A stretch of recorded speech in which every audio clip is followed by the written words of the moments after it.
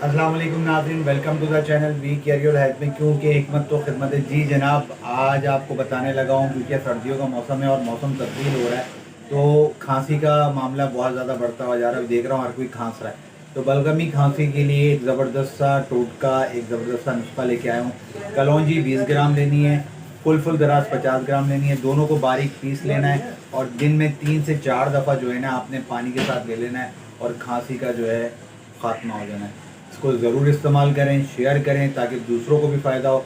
कोई और बात पूछना चाहते हैं, कोई और बात डिस्कस करना चाहते हैं तो स्क्रीन पर नंबर मौजूद है, रब्ता कर सकते हैं। मुझे याद है, मैं आपका हरबली हकीम मेहर मोहम्मद। अस्सलाम वालेकुम।